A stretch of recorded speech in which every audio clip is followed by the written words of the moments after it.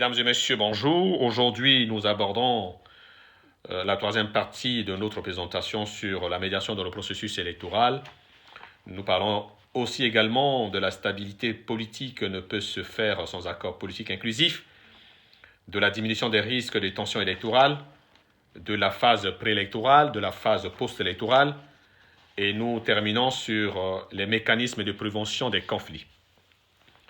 Comme nous avons évoqué dans la précédente partie, nous avons dit que depuis la démocratisation de l'Afrique dans les années 90 jusqu'à ce jour, la médiation locale et la médiation internationale ont joué un rôle efficacement dans la résolution des conflits liés aux élections. Elles y contribuent encore aujourd'hui à régler un certain nombre de conflits sur les continents africains.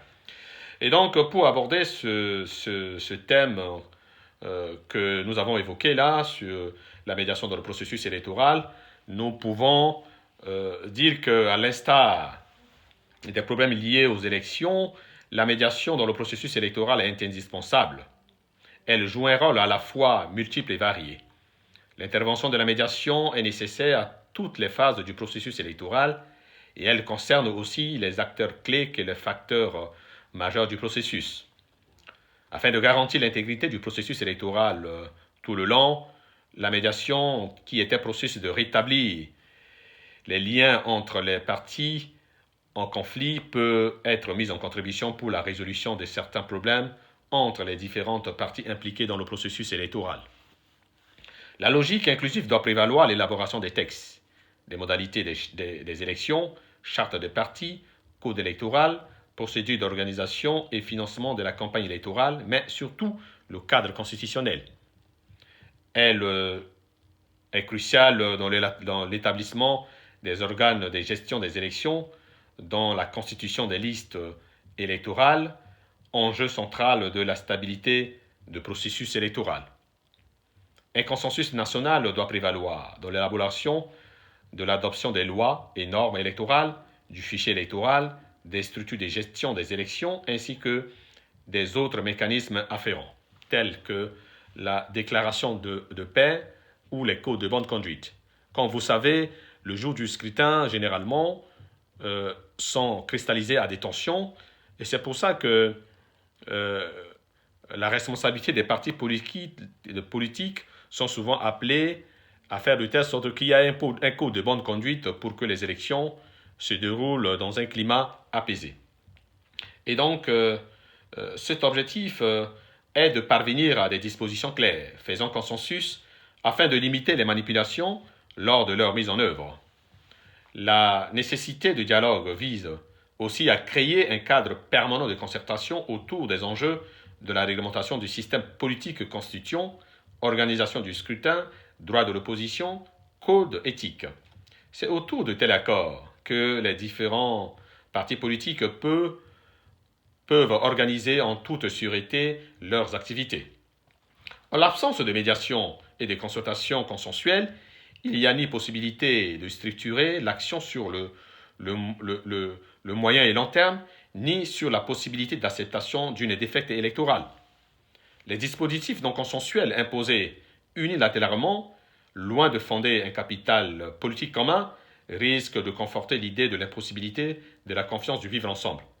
Cela est un élément qui déstabilise, voire rejette encore davantage les tentatives de fonctionnement démocratique. Les élections ne peuvent être structurantes du jeu politique que si elles s'appuient sur des mécanismes fiables et prévisibles en amont et en aval, permettant un consensus politique ouvert sur la base d'un accord inclusif. Mais qu'en est-il de la stabilité électorale ne peut se faire sans accord politique inclusif? Cela étant, ceci dit, le risque d'instabilité lié aux élections est fortement réduit dans les cas où un accord politique inclusif est prévu pour l'organisation des élections. La mise en place d'un système électoral ouvert permettant une représentation élargie, une reconnaissance de la diversité et une protection de la minorité politique et des minorités contre les risques d'exclusion politique et de marginalisation. Un dialogue politique inclusif à tous les niveaux est essentiel pour la stabilité des processus électoraux. Il ne peut se limiter qu'aux acteurs politiques et doit être élargi aux acteurs de la société civile, tels que les leaders d'opinion, les religieux, mais aussi ceux du secteur privé. Il est une évidence que les pouvoirs réels soient intégrés dans la régulation des élections et plus largement dans l'exercice du processus électoral. C'est autour des accords que les différentes forces politiques peuvent organiser en toute sûreté leurs activités, construire la confiance et structurer pacifiquement leur rivalité dans le processus électoral. Mais la diminution des risques électoraux, comment cela peut se passer?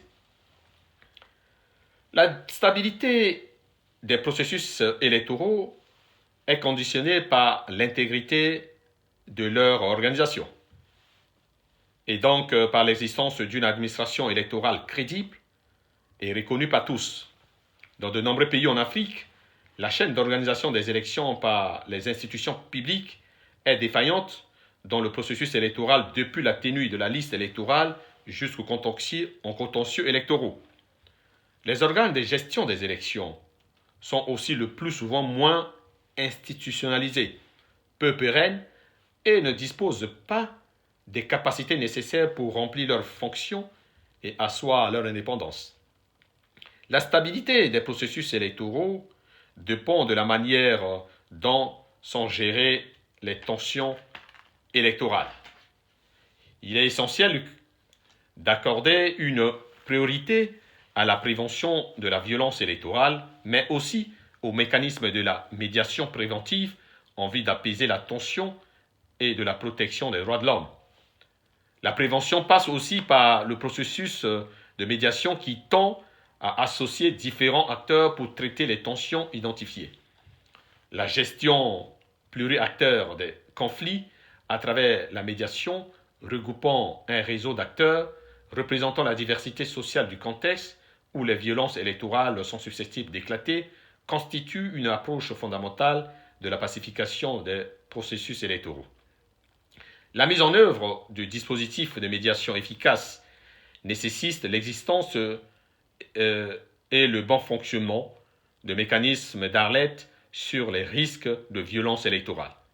Ces mécanismes sont mis en place au cours des phases les plus critiques du processus électoral, l'inscription des électeurs, campagne électorale, le jour du scrutin, annonce des résultats. La violence électorale doit en effet être une préoccupation permanente tout le long du processus électoral. Mais qu'en est-il de la phase préélectorale? Dans la diversité des tâches qui sont menées devant la période préélectorale, la médiation doit veiller à ce qu'aucun manquement ne perturbe le processus qui commence par l'inscription des électeurs sur la liste électorale, ce qui nécessite une sensibilisation à tous les niveaux et au respect des droits de l'homme. Cela concerne aussi la formation en techniques de communication non violente au personnel d'appui du processus électoral. La médiation comme mode alternatif de gestion des conflits doit jouer son rôle de neutralité avec tout le professionnalisme requis de conseiller les acteurs politiques engagés dans la compétition électorale afin d'éviter des confrontations.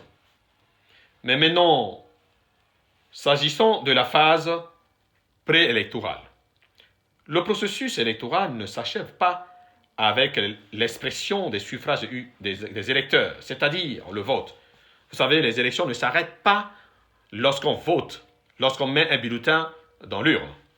Et donc, il y a des étapes post-électorales qui peuvent être source de violence et d'insécurité. C'est une étape délicate dans le pays dont la démocratie est en construction. Au-delà de l'aspect général de l'organisation des élections, la sécurisation du processus électoral doit porter une attention aux droits applicables aux citoyens en période électorale, l'établissement de relations et de collaboration entre les organes en gestion de processus électoral dans la concertation avec les forces vives de la nation. La phase post-électorale constitue des sources majeures de violence et d'insécurité suite au refus des résultats par les candidats, en l'occurrence les partis politiques, ainsi que les politiques sont les premiers à instrumentaliser les facteurs déterminants pour les résultats des élections. Ce sont eux qui peuvent exagérer des problèmes que pose la gestion des élections et des comportements des acteurs clés. Ce sont toujours les partis politiques qui peuvent tenter de manipuler leurs sympathisants et leurs membres pour créer la violence et l'insécurité pendant les élections. C'est pourquoi, pendant le processus électoral, il faut améliorer les mécanismes légaux prévus dans le code électoral pour permettre le contrôle de la gestion des élections par des partis politiques, les organisations de la société civile, les médias et la population générale. Il est évident d'accroître le contrôle des comportements et prises de position des acteurs politiques. Dans un esprit de consensus à travers la médiation, de prévoir, veiller à l'application des codes de bonne conduite et autres normes fixées pour réduire les tensions et les manipulations délibérées du processus électoral, mais surtout améliorer la capacité des partis politiques à encadrer leurs sympathisants. Malheureusement, la réalité a révélé que ces acteurs sont parfois capables d'actes délibérés susceptibles d'avoir un impact négatif sur la qualité des élections.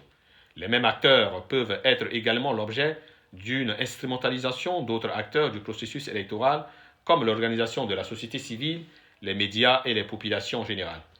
Pour réduire les risques et l'insécurité, il faut s'assurer que le contentieux électoral est convenablement géré tout le long du processus.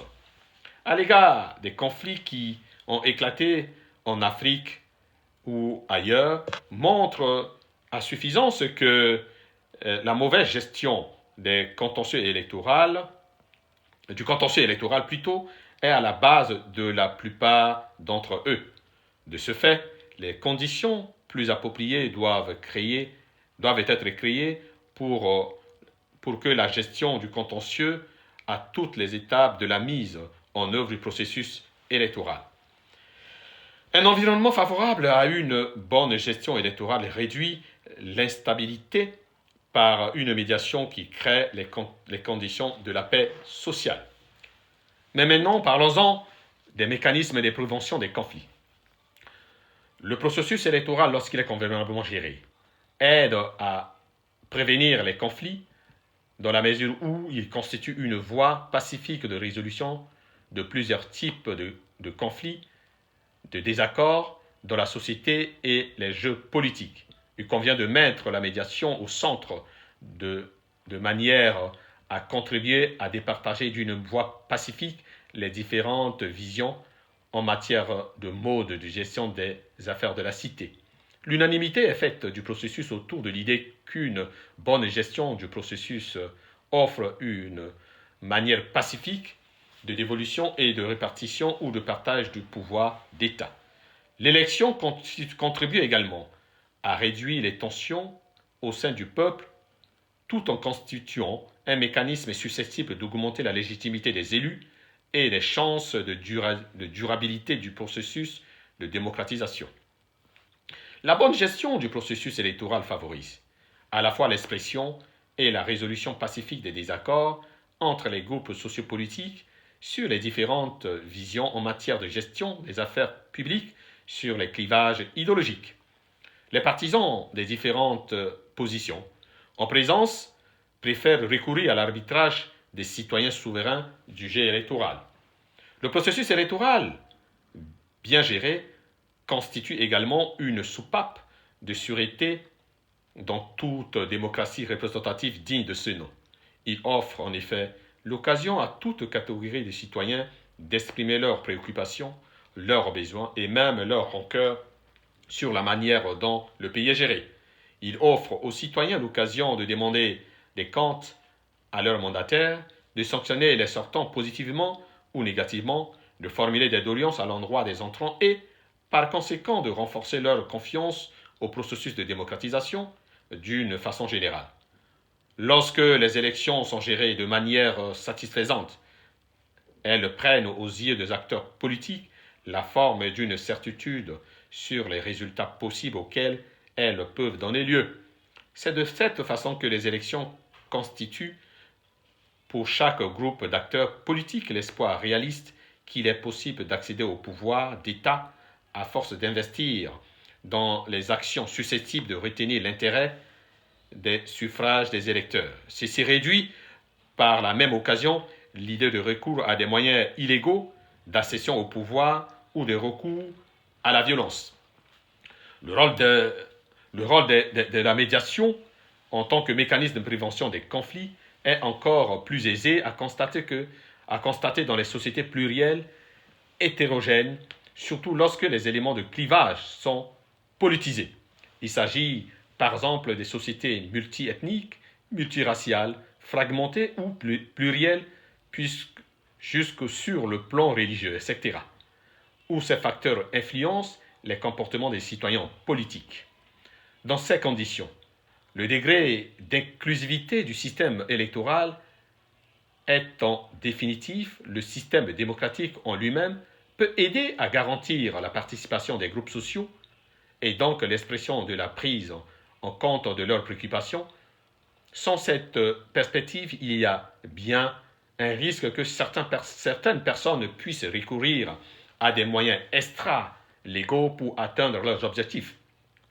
Par la même occasion, l'inclusivité et la bonne gestion du processus électoral augmentent la légitimité des gouvernants et, finalement, du système démocratique lui-même. En d'autres termes, le fait que les élections soient prévues à échéances régulièrement tenues et organisées dans des conditions de crédibilité acceptables renforce et offre une possibilité d'alternance ou, tout au moins, d'accession au pouvoir et, de ce fait, de nature à prévenir les conflits en rendant inutile et vain le recours à des moyens extra-légaux pour atteindre les mêmes fins. En Afrique ou partout ailleurs dans le monde, le cadre légal de gestion des élections est potentiellement l'une des sources majeures d'insécurité et d'instabilité. Par conséquent, une mauvaise utilisation de ce cadre légal dans la gestion du processus électoral, telle qu'une manipulation délibérée de la législation par ceux qui sont en charge de sa gestion ou une utilisation inconséquente de cette législation, est susceptible d'engendrer l'insécurité, la violence, l'instabilité et parfois la mise en cause du système politique lui-même. Voilà quelques exemples pour illustrer cette affirmation. Ainsi, le cadre légal peut détourner de son objectif normal à diverses fins. Et donc, pour dire que les mécanismes de prévention des conflits que j'ai révélés ici, y contribuent et empêchent que d'autres personnes puissent faire recours à des moyens extra-légaux pour accéder au pouvoir. Pour que ces mécanismes soient observés, il faudrait que le cadre légal des élections soit respecté. Il faudrait que ceux qui sont censés organiser les élections respectent ces cadres légaux de processus électoral pour que les résultats des élections soient acceptés, pour que toutes les parties soient représentées, pour que l'inclusivité soit observée, pour que tout le monde y participe à des élections libres et transparentes. Voilà le processus électoral que j'ai développé ici, tous ces thèmes que j'ai développés et ces mécanismes de prévention que j'ai développés. Dans la prochaine partie que nous aurons à débattre, nous parlerons aussi, lorsque le corps électoral est dénaturé, qu'en est-il de la conséquence de tout ça? Et nous parlerons également, dans la prochaine partie, de la mauvaise gestion technique du processus électoral. Et nous aborderons également la problématique de la gestion du contentieux électoral. Voilà ce que nous tenons à dire aujourd'hui. Je vous remercie de votre aimable écoute. C'était votre humble serviteur, Salomon Cotreau, médiateur formé à l'Université catholique de Paris, auteur du mémoire, la médiation dans le processus électoral. Sur ce, à très bientôt. Au revoir.